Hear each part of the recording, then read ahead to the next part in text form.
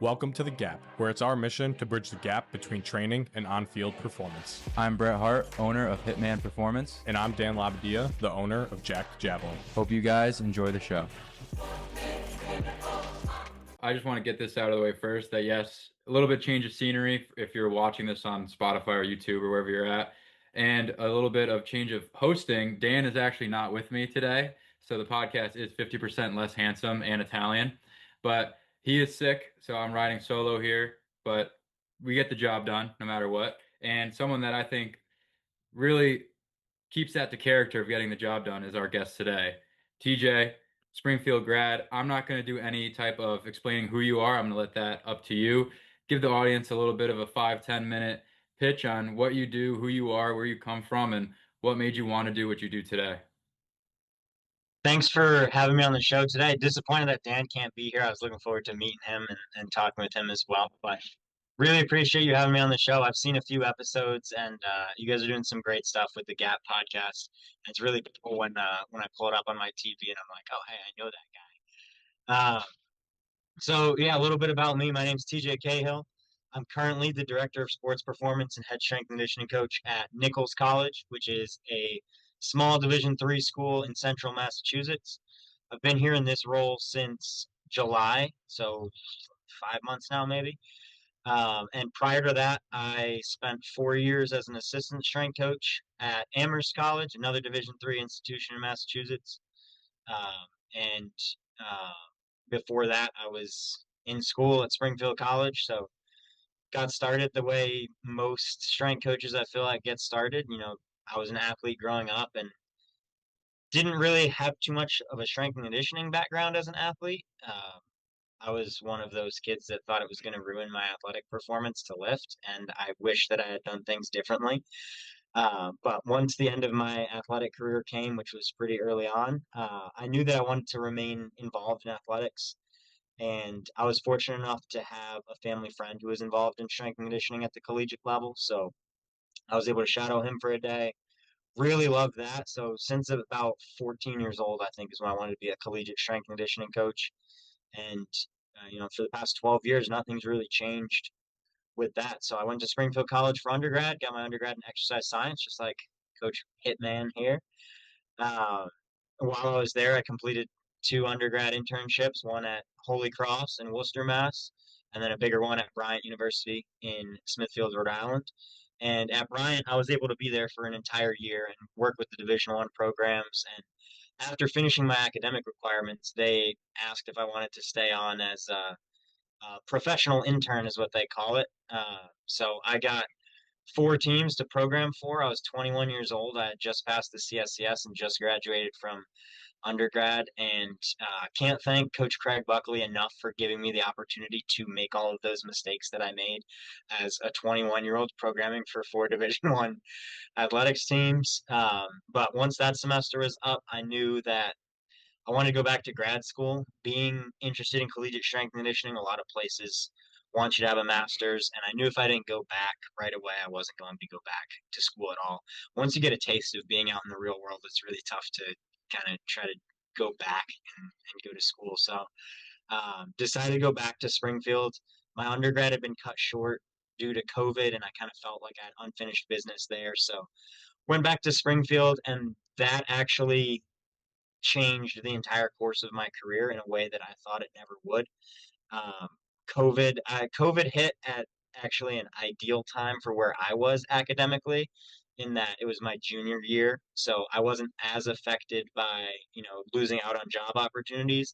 I actually got the other end of it, where all of the job opportunities that went away during COVID were now reopening when I came back and was kind of ready for the next opportunity. So I had never expected to go back to Springfield for grad school, and it's really only because of COVID that I did. And in doing so, I was able to get a 2-year graduate assistantship at Amherst College, where I was going to be able to go to school at Springfield and coach at Amherst, which was kind of a unique situation. And I took that because they were going to pay for grad school. Simple as that. They were going to pay for both years of grad school. And if you can get your grad school paid for, I think that that's a really cool opportunity. And I saw the chance to work with teams for multiple years at a time as a really cool one, being that I'd really only done semester, year-long internships prior to that. Didn't really get that opportunity to keep building relationships. And so I took that, and after my grad school was done, I was fortunate enough for Amherst to keep me on as a full-time assistant for 2 more years after that. So I had a really great experience working there. Amherst is in the NESCAC conference, which is a really high level of academics and athletics at the Division III level. It's comparable to the Ivy League in terms of academics, and it's really cool because you get a lot of athletes that probably could be Division II or Division I athletes that really want the education of being at a NESCAC school. And so Amherst was able to compete pretty well nationally, and I felt like it was really cool to be a part of some of those teams that had some great success nationally. And then I've told our interns here kind of, at some point in your career, you reach points where, you're not growing in the way that you want to, and you don't have as many opportunities to grow as much as you were when you started in that role. And so I had spent at that point now 4 years at Amherst College as an assistant strength coach. There was nowhere else to go at Amherst College. I knew I wanted to step into a director role at some point.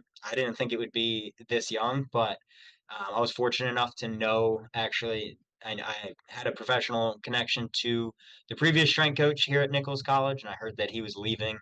So I was able to reach out to my network and end up with a cool opportunity here. So really excited for this opportunity, and it's certainly been a learning curve, kind of understanding uh, how to run a new weight room now that I'm in a new spot, but also having people under me. And in the fall, I was responsible for 7 people, 2 GAs and 5 interns.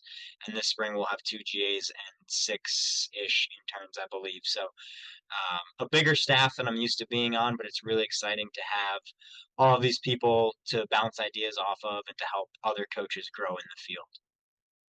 I love that journey and that story because I think we took different routes, but the step-by-step process of putting in the hours and the grind was there.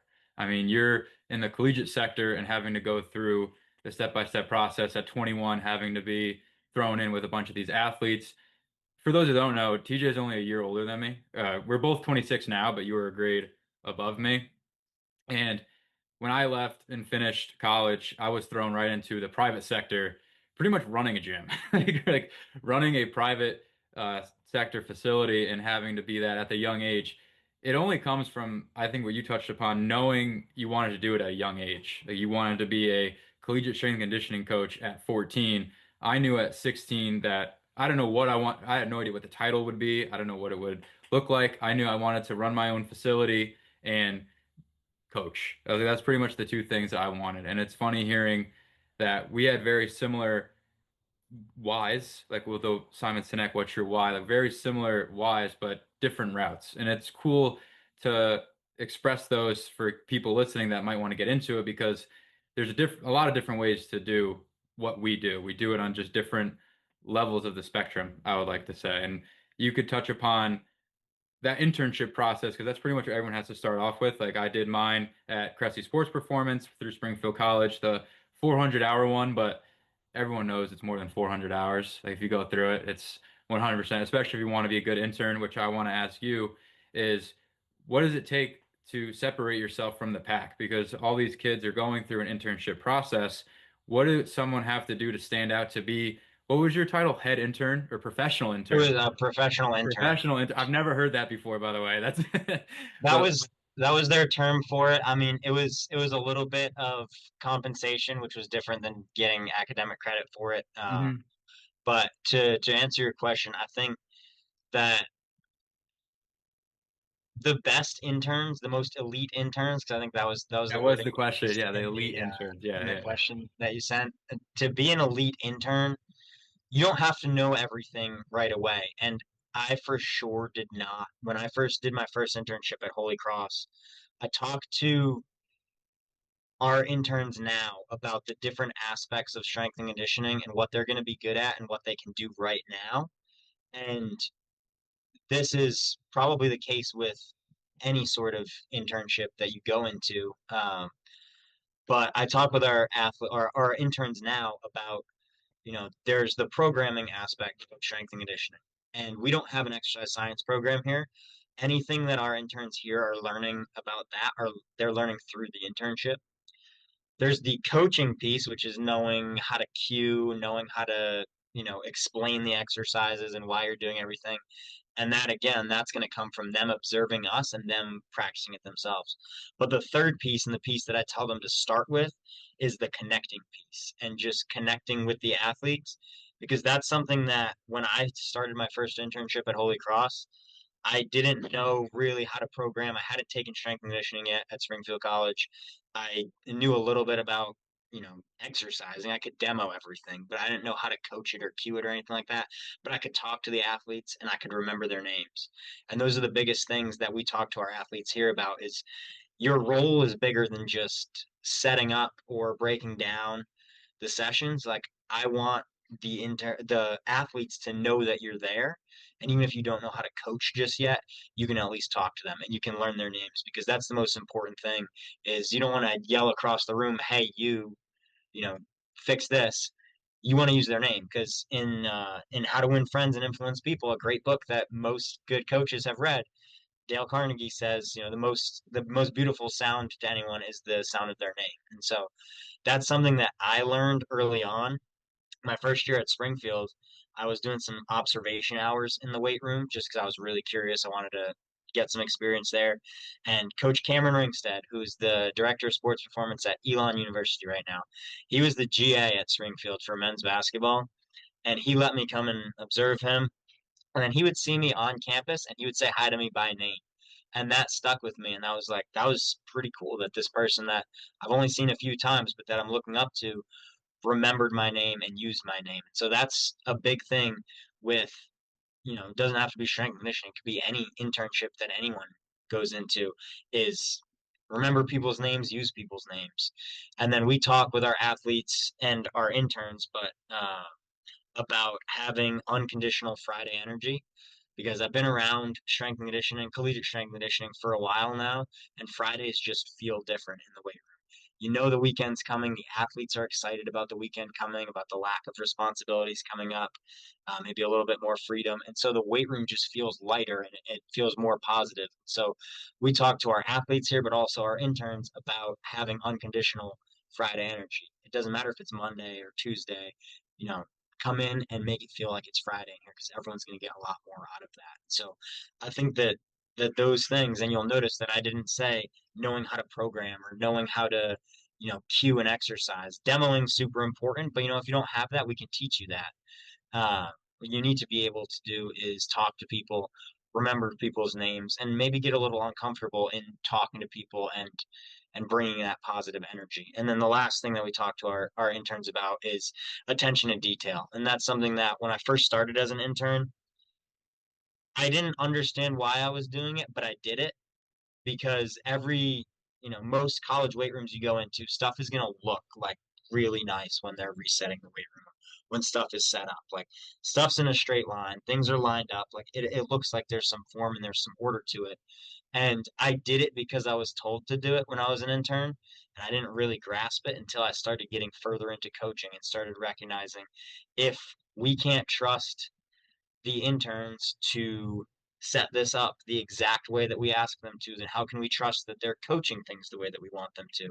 If they can't pay attention to the little details in setting stuff up and cleaning stuff up, how can they pay attention to the little details and the nuances of coaching and movement and things that we want like that? So I think those are the keys to being an elite intern is paying attention to the details, bringing that positive energy, and being able to talk to people and connect with the athletes. The connection is number one for us. I 100% agree with what you just said about that. Day one of the internship at Cressy's, we were given stuff to do, packets and everything at home to learn about the programming and queuing and all that. So that was just a prerequisite to show up on the floor. But day one, John O'Neill, I'll never forget it, just goes, "You're not coaching a single person today until you learn everybody's name. So go out there and introduce yourself." And it was four of us got thrown onto the fire at a 10 a.m. on a Monday in January, right around this time, where it was all professional and college athletes. And I'm 21 at the time, 22.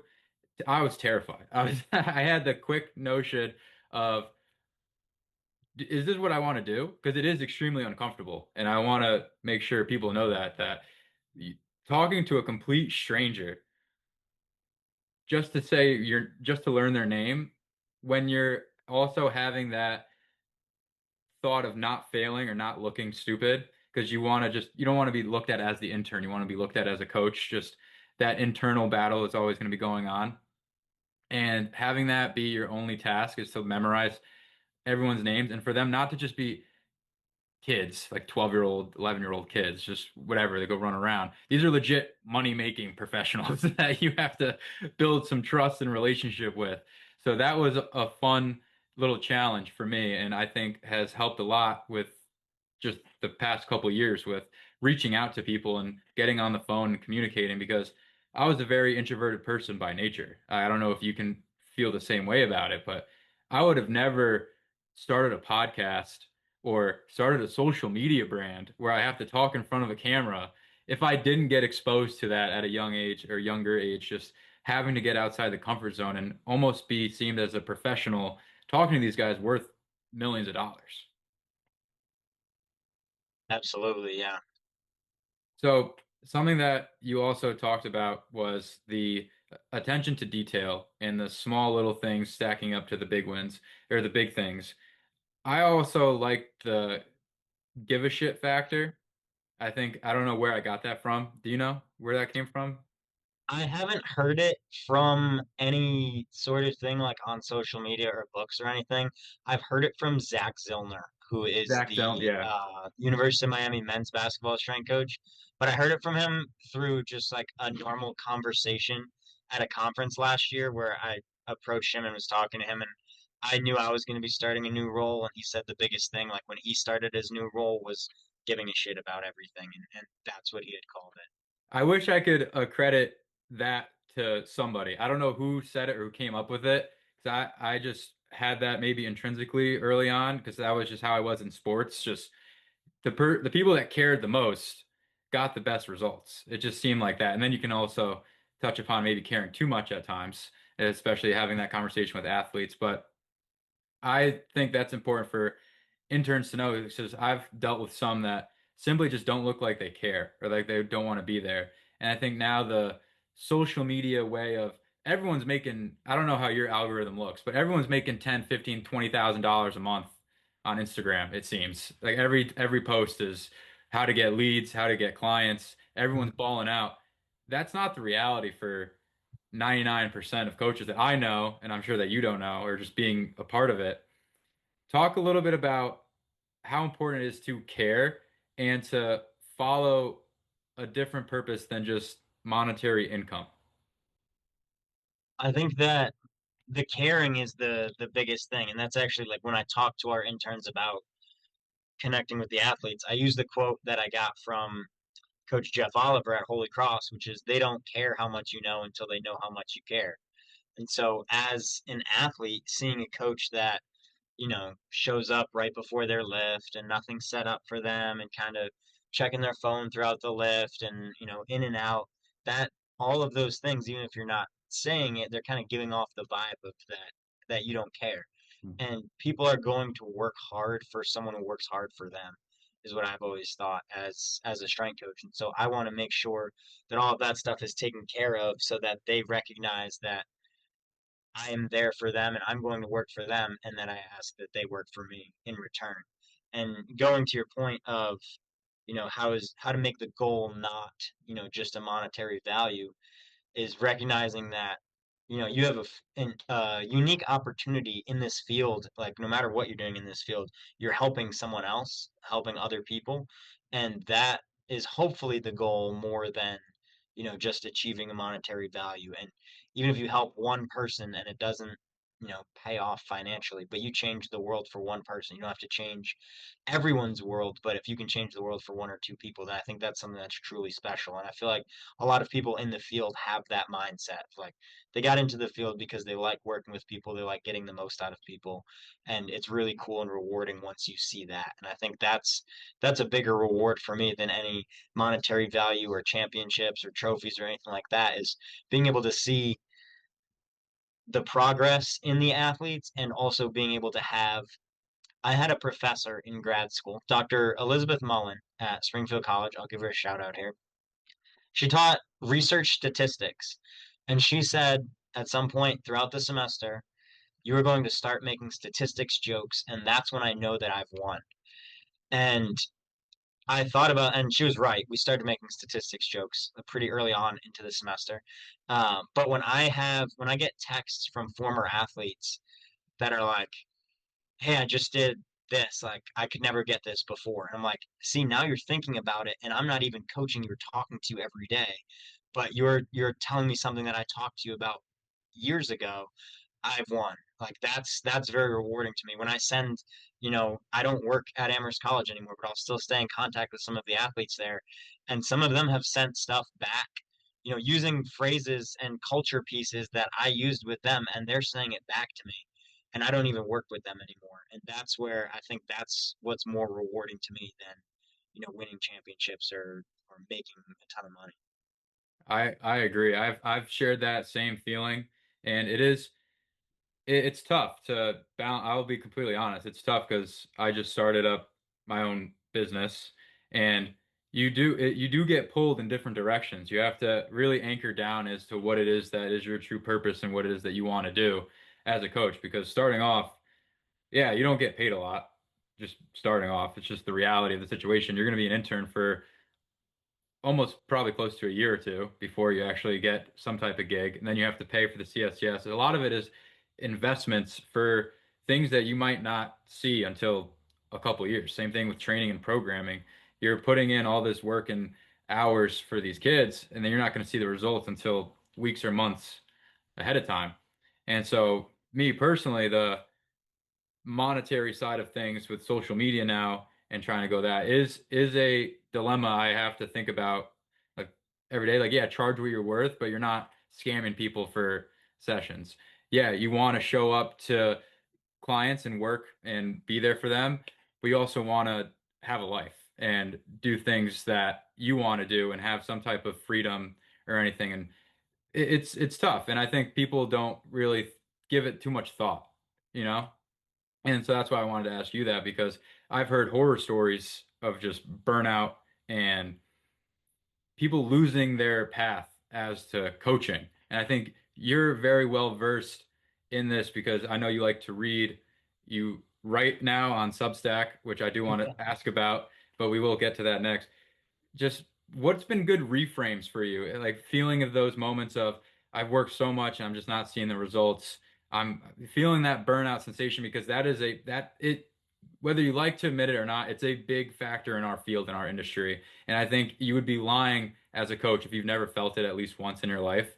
What's a good reframe that you usually go back to help kind of put you back on the right path?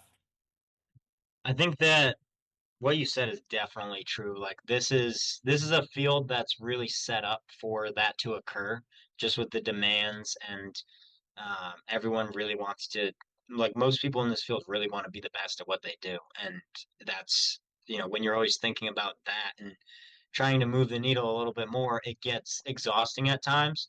And I think a good term for it is so Coach Jeff Stern at UMass football, he had spoken to our interns back in the fall, and he mentioned that a lot of people can lose their soul in this field, and I think that that's a good way of looking at it. And you just kind of end up losing your passion, losing the fire that you had for it.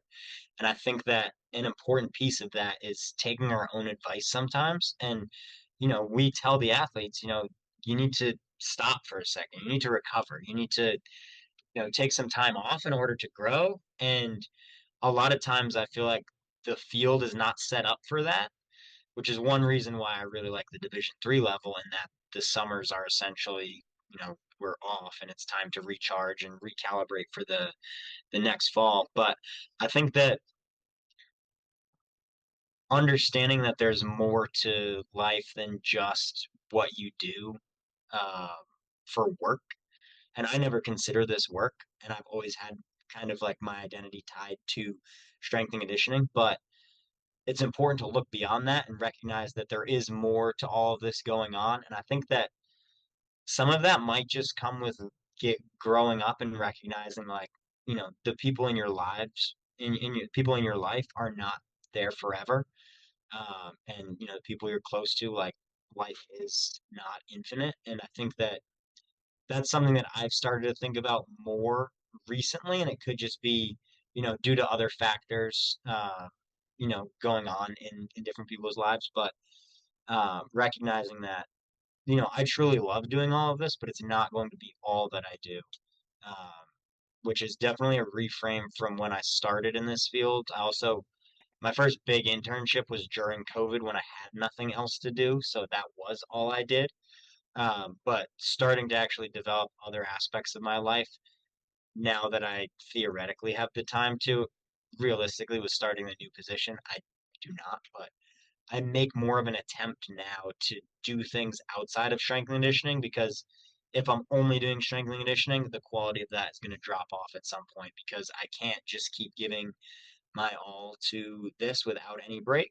And so it's really important to think about it from that perspective, and that I owe it to these athletes to come back from winter break recharged and not burnt out, because I can't start the spring burnt out, because I'm probably going to end the spring sort of burnt out. And so it's really important to think about what the actual goal and what's actually important here is, the athlete's experience in here. And if I can't give them that experience because I've driven myself into the ground, then maybe I need to take a step back and take care of myself so that I can better serve these athletes.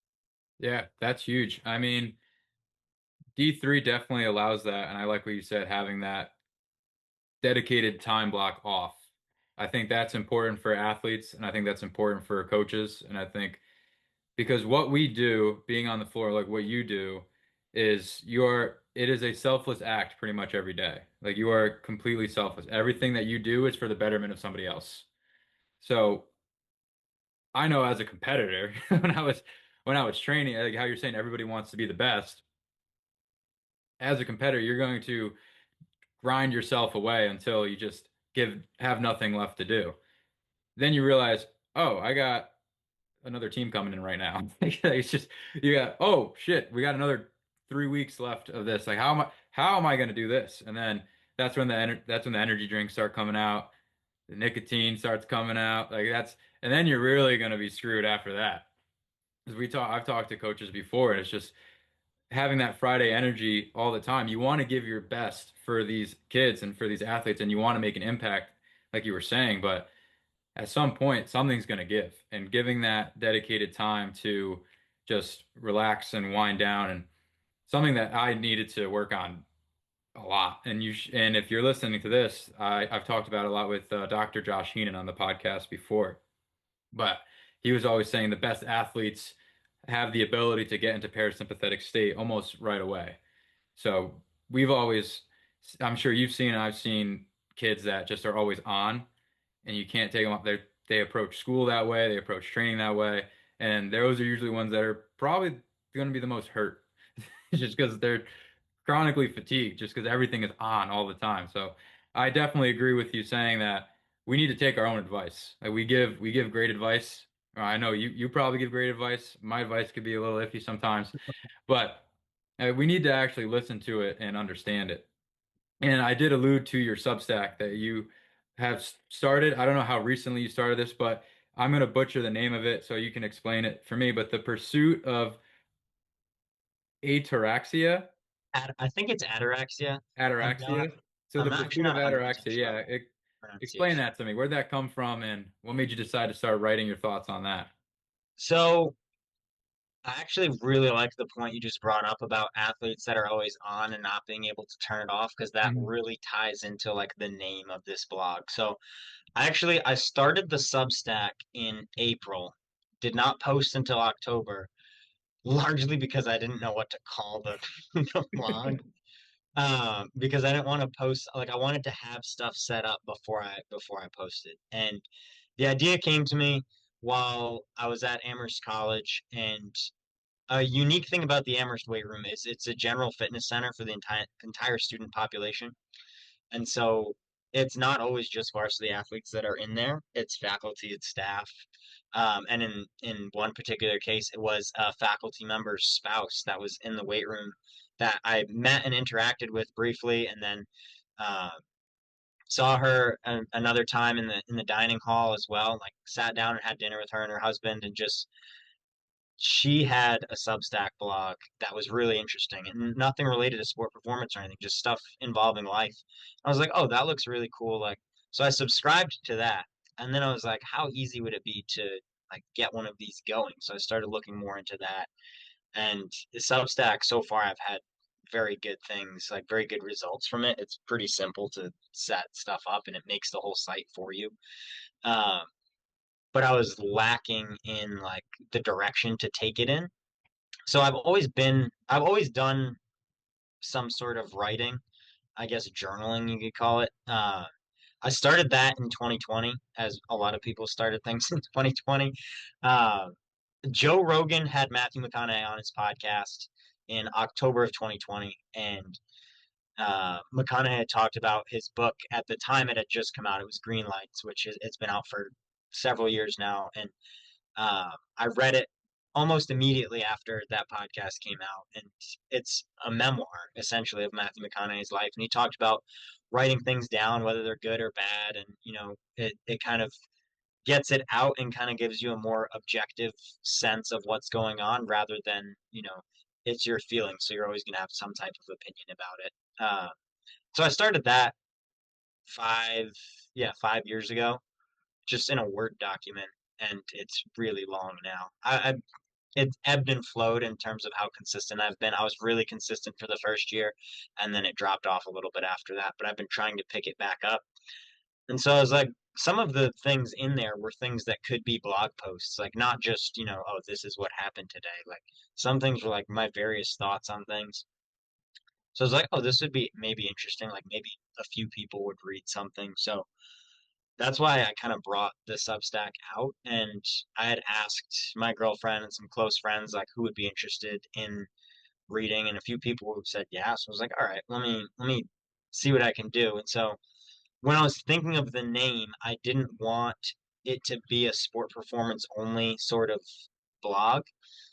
There are plenty of those out there. I wanted it to be more of like stuff that I'm also interested in outside of sport performance. So the the term ataraxia or ataraxia is an ancient Greek term that means a state of serene calm.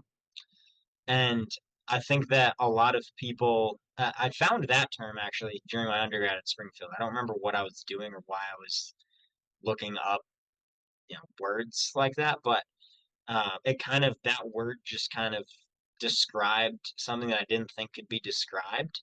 But it really does. The state of serene calm is like what we're striving for. But to your point of athletes that are always on and not off, I don't also always want to be off. I don't want to be perpetually in a state of serene calm. I want to be able to do what I need to do and then turn it off. And so that's what I think more so. And that's really been more of a recent thing where I've been thinking about kind of that. Like, how can I go really hard when I'm training and then go really hard when I need to program and go really hard when I need to train these interns and develop the staff. But then when I'm not doing it, how can I not be there and be in that state of serene calm? And I've not figured it out yet, but I don't know if we ever will. But as long as we're continuing to chase that and look for that, I think that that's something that's super important. So that's kind of where I came up with that. And when I first put it out, I was like, I don't know if anyone's going to know what this means. And so I think on the about page on the blog, I think it's might say what it means. But that's kind of where that came from. And I trying to post on that once a week now for 2026, and so far we're 1 for 1, which is good. Oh, Uh, baby. but you gotta start somewhere. So that's hopefully going to turn into nothing major, just something that the 9 people that subscribe to it will get an email at 5 a.m. every Monday, because that's when I schedule the posts for. So you start your week strong. Um, and there's some things that are going to be sport performance. Like I've talked about some things involving coaching, and I also talked about 26 lessons for 26 years when I turned 26 back in October. There's other things coming up that where I'll talk about things that I'm doing outside of strength and conditioning. So it's been a fun journey, because it's been interesting to see like some people have found it somehow, Like I put it in my link tree, but I have so many things in my link tree that I don't know who actually like looks at those. But yeah, it's turned into that. Couple things I want to touch upon because that was really cool connections I just made as you were speaking. McConaughey, I listened to his podcast on Chris Williamson's show, Modern Wisdom. So he was episode 1,000 there, but that was he had another 100 or so episodes back, and he was talking about green lights. So I actually read that this past summer. So I didn't know. I honestly thought it was brand new. I never knew he had a book this whole time. So to hear that it's close to 6 years old now is pretty funny. But I had that, you could probably talk about this too, like that green light moment that he talks about, like moments in his life that just spark that initial push. Like I always felt like I needed a push. Like I would get onto the edge of the diving board and then walk back. Cause I always knew I wanted to do my own thing. Like I always knew I wanted my own business, but I was terrified to do it. Then I read the book Green Light, and right around that time, my Instagram kind of hit a huge speed boost. Like it kind of just took off. And for me, I was like, all right, this is probably as good enough sign as I can to start doing something. Like clearly something's on the right path. And then that's what made me want to start the school up as well. It's like similar things. It's just you start something and then you wait weeks until just something hits you, and then you're like, all right, why am I waiting so long? Like I had Mhm. the school for almost a month before I actually announced it. Like I paid Okay. $100 to act before I actually told people about it because I was so scared of like I don't know what to write and what to put in. So I think that's just a great book recommendation too for anyone listening. Just that's fantastic. But the mud wrestling with the African tribes. Yeah. Yeah, when we went to Africa. Yeah. Those things, part of that was why I didn't mention it earlier on, but in between both years of grad school, I interned at University of Hawaii. And so I was out there for a summer. And part of the thing that gave me the courage to try that was reading Green Lights and Mhm. hearing about, the trips that he would take and how he just felt like drawn to a certain area. And that was what I felt with Hawaii. And that's what drove me to go move 5,000 miles away for 3 months and be in a completely different time zone and different cultural aspect of the world. And it was very worth it. Yeah, talk about getting outside your comfort zone. Just completely going to a foreign land on an island and just trying to make stuff happen. But then something that ataraxia, for lack of pronunciation, we're just going to call it that. It's funny because another connection I was going to make is one of my favorite books. We're on the topic of books now. Is Siddhartha by Hermann Hesse. So I don't know if you ever read that. I haven't.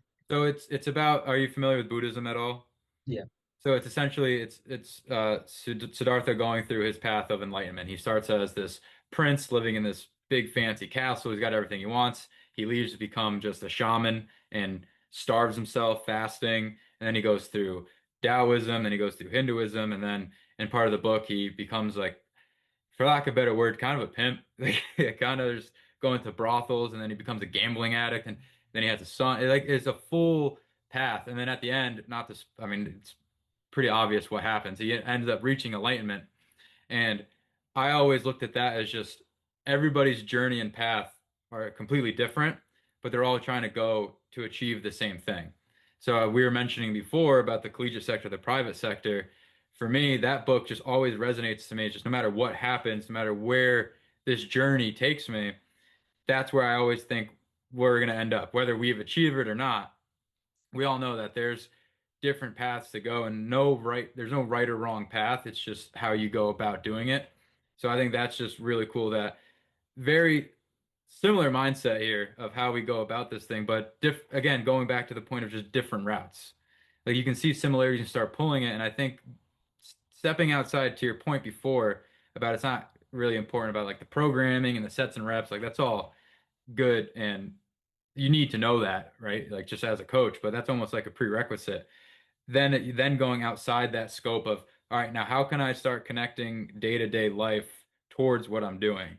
Like how can I make it a bigger picture? How can I see things that I might have not seen if I wasn't looking for them? And McConaughey's book helped with that as well. Like once you kind of intrinsically know it a little bit, but as soon as you have a word for it, the green light, they start popping up a little bit, like all over the place. Like if you go and look for a yellow Volkswagen, you've probably never seen a yellow Volkswagen in the past month, then none that you can remember.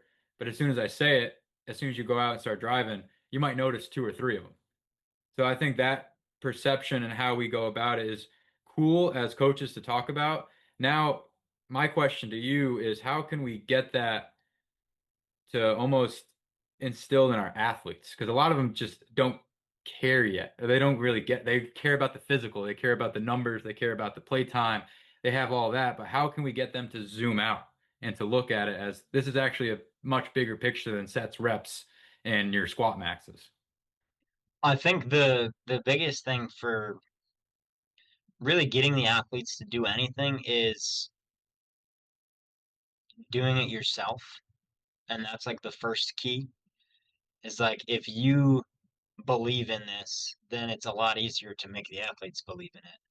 If if you're telling them, oh, you need to be eating like this and getting your rest and doing all this, or this training's really good for you, but I'm not going to do any of that, or I'm not going to train, or I'm not going to eat right, or I'm not going to, take time away from this to rest and recover and actually adapt, then the athletes aren't going to do that either. So I think the biggest foundational piece is going to be approaching your own life in that way, and then hopefully the athletes will see that and then start to be like, oh, this is how the coach thinks that we should be living, and this is how the coach is living. Maybe he's on to something. Or once they start seeing other people start to do it, then they're like, oh, maybe they're onto something there. And you know we'll try to think about this from a bigger picture standpoint. Yeah, I think that's important to know. Just if you're going to talk about it, you better be about it. I mean, you were on a big David Goggins kick back in the day. I mean, our buddy Zach would talk to me about it. I'm gonna say this. You can tell me if it's right or wrong. But I was told in your LC that you live with our buddy Zach that you guys would go cold showers throughout the week and you had to earn the warm shower on a Sunday. We did do that, yeah, and it was also a lot easier to do that when you knew other people were doing it. And so that started even before we lived together.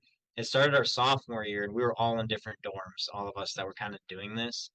But we would get up, we would take a cold shower, and then we would go to the wrestling room at Springfield and do like some movement stuff. On a few occasions, we actually wrestled each other. I have a video of Zach tossing me because he was about 20 pounds heavier than I was. But it was a lot easier doing that, like getting up and going into the shower when I knew other people were doing it as well.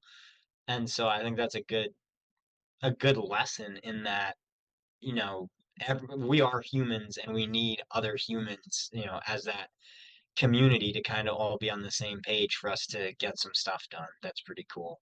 I think that's a huge point, and I do want you to speak a little bit more on that, is the community and networking aspect, because for me, in my experience coaching, you do feel kind of siloed a little bit. Just in the private sector, everyone is businessman shark.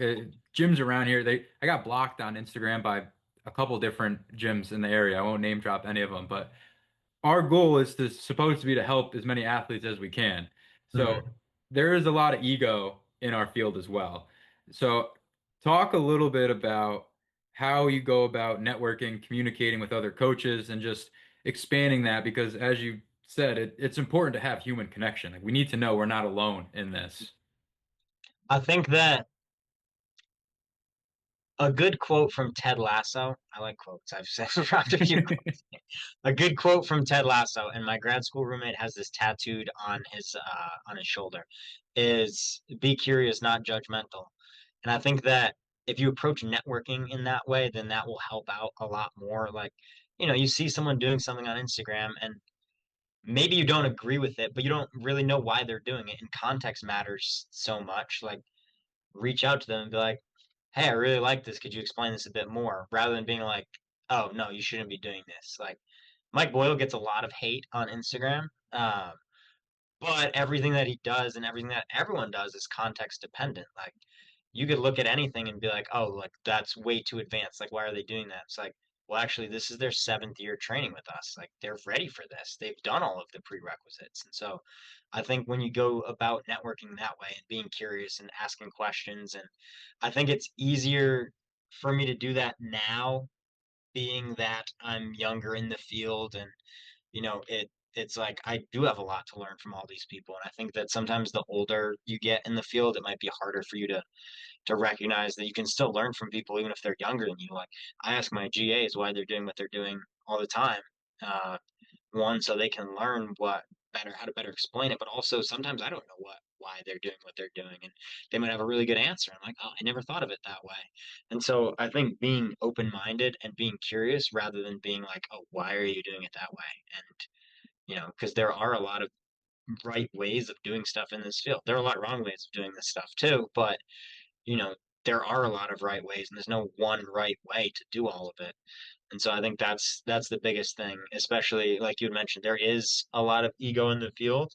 And sometimes when you go to these bigger conferences and events, it can be tough to get conversations with those people because, they got a Power Four logo on their chest and I'm working at Nichols College, who no one's ever heard of. But, at the end of the day, it's just coaching athletes and trying to get trying to make ourselves the best coaches we can be to then make our athletes the best athletes they can be. And the best conversations I've had with people that have Power Four logos on their chests are ones that are more open minded and just asking questions out of curiosity. Yeah, I love that. I mean, I haven't watched the show yet, the Ted Lasso show. Or what is that? Is it called Ted Lasso? Yeah, Yeah, that's what I thought. I've seen clips I on highly TikTok. recommend. Highly recommend. My girlfriend hates when I say that, by the way. She asked me if I've seen this show, and I go, I've seen clips on TikTok. She hates that. It's just the doom scroll brain rot swiping. Just I pretty much watched the show. I did the same thing with Breaking Bad. I was like, I've seen 60-second clips, never actually Oh, sat don't down. tell Zach you said that. I won't. I mean, he listens to the podcast. I'm sure he'll listen to this one. I can't wait to see the text in the group chat after I just said that. But we are coming up on time. Got about 10 minutes left. And I do want to just go back into some reflection a little bit. So you started at a young age at 14 wanting to do what you do. And I did really like your 26 lessons in 26 years. I kind of I took great I stole it. I did the same shit. I was gonna say some like real nice way of saying it, like no, I stole it, like straight up. But I was like, I think it's a cool time to whenever you hit some type of milestone. I think that's why we just had New Year's and like the end of the year, start of the year. It's always this brand new reflection time period. And as humans, we love when things just hit a restart and we can start fresh, even though that's not at all how it actually happens. But then we gaslight ourselves into thinking it's that way with a found perspective of the new year and how you're going about approaching this year, what is some things that you would go back and tell your younger self? A little bit of some words of wisdom that you know now that you wish you knew back then. I think that, keeping it in line with like strength conditioning, sport performance, all of that, I think that it's really important. I wish I had known this before to like keep it simpler than I was trying to do. Like if I look back at the programs that I wrote for Division 1 teams at Bryant University, they are like way more complex than they needed to be. And the stuff that I do now is a lot simpler. And also recognizing like a lot of the athletes and training age certainly matters. Like a lot of the athletes will get a lot of benefits from doing a lot of simple stuff early on. I don't work with a ton of high training age athletes. And so a lot of times they're coming here and it's the first time they're doing anything. And so I don't need to have this crazy, conjugate periodization type thing. Like we can do some pretty basic stuff. Basic doesn't mean easy, it just means simple to accomplish. And they'll be challenged. And I mean, a split squat ISO is not complex, but it's not easy. And so that's where I think my mindset has kind of changed a little bit. And I wish I'd thought of that earlier on. And then also recognizing that you do have to know the rules first, but then once you know the rules, you can and probably should break the rules. And not everything that's written in the textbooks that we're supposed to read for the certifications applies practically in all situations. And there are, appropriate times and appropriate ways to do things that might be a little bit different. And I think that, earlier on it was like, oh, this is what the book said, like I should do it by the book. And, you know, the book is a good framework, but there's more to strength conditioning and it's a lot more nuanced than that. 100%. I mean, the rules and breaking the rules. I got this quote from Will Vertel on a podcast with, I think it was on the Austin Yoakum podcast, where he said, in order to think outside the box, you first got to get inside the box. Like you have to know what the box is. Like you can't just not know strength and conditioning and go and just free for all, write everything and throw everything up. You should have some type of structure.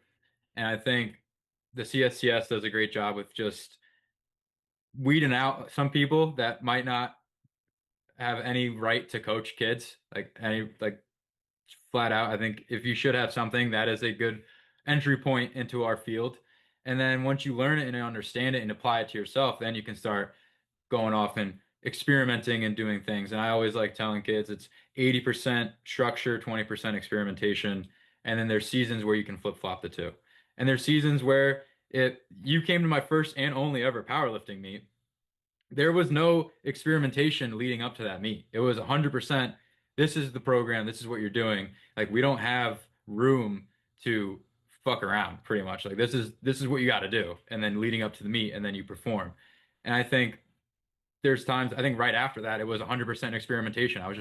I was not on a strict program. I was trying stuff out, doing things. That's right around the time I got into isometrics, and right around the time I got fired from my first ever like job because of the isometrics, which is a time for another tale. But all funny stories to talk about the ego before. But I think that's important to know as well. I think we've talked a lot about what it is that you need to know, you should know, and then other things that you don't know, but you want to go and find out. And then going to this would probably be the last thing that I want to talk about because this was Zach's question. And I thought it would be perfectly in line with keeping it simple because this program called CFS, I've heard about the legendary program, was probably anything but simple. And I would like to hear your thoughts on it. You've had a crazy squat rep PR at 70% that I want to hear about, and a little bit of the isodynamics. I got a taste of it, but I never got the full program. So just explain to me this program that our legendary Zach Rakow at Iron Sports had to give you through. So the CFS program was probably one of my favorites to have gone through. And I love programs like that. The first training program I ever stuck with consistently was Mass by Pat Davidson, and then Mass 2 by Pat Davidson, which is not like a beginner sort of program, but I was consistent with it and I loved it. And then, uh, so the CFS program was, unfortunately, it was spring of 2020 that we ran that. So I was the only one that was able to kind of get to the end of where he was hoping to go because I had enough stuff in the garage at home to do after the first two phases. But the first two phases of CFS were some of my favorites, and I take bits and pieces of those and use them now with our athletes. Our football program right now for the winter is doing the ISOs with the dynamic after, and several people have texted me that their arms are sore. I'm like, yeah, it's kind of a lot. But that program overall, like it was definitely not like I would say it's still pretty simple. It's just utilizing physiological principles to get what you want. And early on, the goal was to pack on a little bit more size. And so, you know, temperature and pH are two really big drivers of hypertrophy. And, because you were doing so much work, there was a lot of body heat being increased. And there was a lot of hydrogen ions floating around in our body there because of the work that we were doing, and it accomplished what it should have. And so I think even if it's like a little bit different, like you wouldn't necessarily like I'd never seen that programmed Mhm. anywhere else. And for the listeners, an example of what we did was 60-second goblet squat ISO at 90 degrees, followed by nearly immediately 8 to 12 reps. He gave the range 8 to 12 reps of safety bar squat because we were going less specific. I think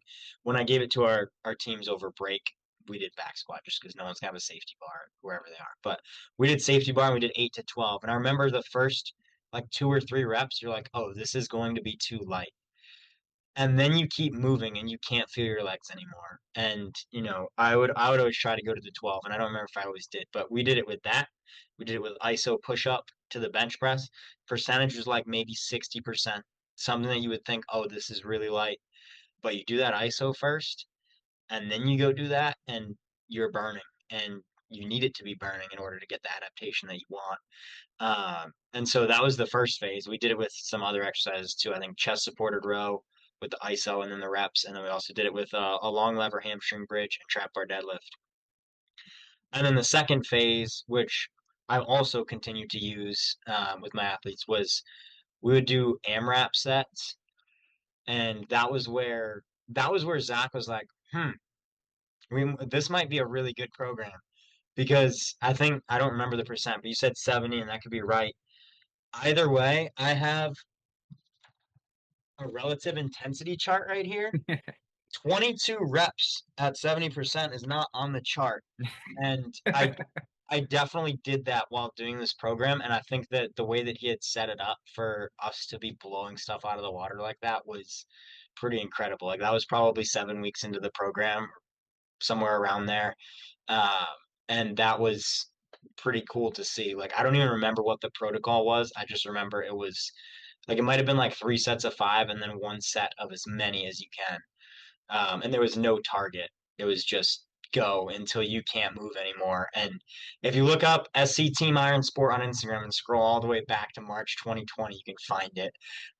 There is a video of me finishing that set on there. Um, and Zach yelling in the background. And that program. I wish that we'd been able to continue it all together at Iron Sports because that was also like going back to your point of the community and all of that.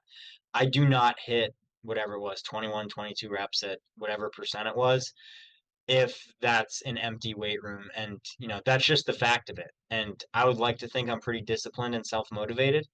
I might have gotten maybe 12, 13, 15 reps at most. But because they're all there, because they're watching, because the camera was on, it was like, all right, now we got to go even more. So that just speaks even more to the point of like the community and all of that. So I really wish that we'd been able to continue that program and finish it out because I know he had some cool things coming. And then we were all supposed to compete in a powerlifting meet too, and that all got thrown away once COVID hit. So that was a great time, and honestly, like we were pretty dialed that semester with nutrition as well. And he was giving nutrition talks to Team Iron Sports, and we were like locked in with what we were eating before and after, and it was one of the best physical shapes I've been in my life was at that time, and a lot of that is due to the program that he had there, and that becoming CFS. I won't say what it stands for, but I don't know if you know what it stands for, but becoming CFS by Zach Cow. That's the program. We might have to get him to revive it because I did a variation of it, but with the isodynamics. It's brutal. It's tough. I did it with the long lever hamstring, but we did float hovering sumos with the same rep scheme. Back squat. It was a close stance, heel elevated on the big 45-pound bumper. Yeah, I think we went heel elevated for us too. It was just like blast the quads. Dude. And then because I'm an ass squatter. Like I gotta use my backside. Like I can't I really don't feel quad at all when I squat. I was big west side to float into the hips, use your glutes to drive up. That's just how I always squatted. So when I got to do just normal squats after that, and for me, he wrote 3 by AMRAP at whatever percentage with 90-second rest in between. Very first set, I was able to do 315 for 17 reps. I try to put 315 on my back now. I'm just, how Yeah. was I able to do that? That's crazy. I would have never been able to do that. But that isodynamic block works so well. And I've given it to some guys too, with just maybe altering the push up, making more of an extreme push up and having a different cue and then going into bench. Like I had a guy tell me he failed on 75s on his first set on incline dumbbell bench. But then 2 weeks later, he goes, dude, I don't know what happened, but something clicked and I just started with the 90s and just flew him up. I was like, yeah, the stuff works. It Yeah. sucks. It absolutely sucks. And I did tell him I recommend doing it with somebody because I had Jake Thorley training doing the same thing with me. And it is very hard. You can put the camera up, you can post it on Instagram, but I've been doing it for a while. You can fake making it look hard for the camera. But if you have someone there in the community in that aspect, it definitely kicks it up a different notch. Absolutely. Dude, shout out Zach Raycow. I'm sure you're listening. We'll be in touch with him trying to get that program back revitalized. If people are, You gotta get Zach on an episode of the podcast. that would be funny. We talk about it since we go to the cigar lounge, and if you see me post cigars, it's always with him. That we always said we were gonna start a podcast called Talking Sticks, just aimless talks. That's what, like, people, too many people I think don't appreciate when they're in college, and like people say it's the good old days, and I really do like what I'm doing now and it's a great time. But when you just live with some incredible people and you just sit around the table and talk, like that's that's an experience that doesn't happen forever. And I mean, ultimately, once I get married, it will be able to happen again, and live with the person I want to spend the rest of my life with. But that's not where we're at right now, and it's such a great experience to be able to have that. And living with Zach was very much like that. Like every night was just something different. Yeah, I definitely gotta get him on. That'll be a fun conversation. Just because he's been in the podcast, kind of just doing the TV, but never actually talking. And it's funny you said that about college because I had that thought driving home because I was speaking to a Springfield intern at ATP yesterday, and for whatever reason, I had the thought way after. It's like I kind of miss college, like kind of being with that and with during it, no. Like you Yeah, don't, I think you just during it, no, you don't miss it at all. Like it sucks. It's a grind. There's work to be done and programs and deadlines and like the end is rough. But when you can take it out a couple of years and you look back, you're like, that was probably some of my most fun and most growing times as a coach and just as an individual too. And I think you definitely don't appreciate when you're in it. absolutely. Well, unfortunately, TJ, that is all the time we have. But I do appreciate you coming on. I have another podcast actually in like 15 minutes, but got to get ready for that one. But we can definitely keep going. I love the philosophy and thought process you have with coaching. We share a lot of the same values as a strength and conditioning coach. I think that's a testament to Springfield College's shout out Adam Fight. Shout out Springfield College. We're gonna keep getting Springfield guys on. We had Caden on a couple episodes, actually a lot of episodes ago now. He actually was episode 100, which was a mistake on our end. We misnumbered him because he's supposed to be 99. we had a full 100 episode special, but that was actually 101. The perks of imperfect action, starting a podcast, not knowing what the hell you're doing. Yeah, But I appreciate you coming on. I love the insight. I got a lot of stuff out of it, and I'm sure the people listened to too. So go back to coaching, get back to doing work, start preparing for the college athletes coming back from winter break because Oh, yeah. you're going to be in a grind mode starting soon. Oh yeah, it's coming up. Can't wait. I appreciate you having me on. It was a great conversation. All right, TJ, have a good one. You too. See you, Brad. Thanks for tuning in. And if you enjoyed it, please leave a 5-star rating and review and share the show because the only way that this show grows is if you like it, share it, and tell your friends and family about it. New episode every Monday.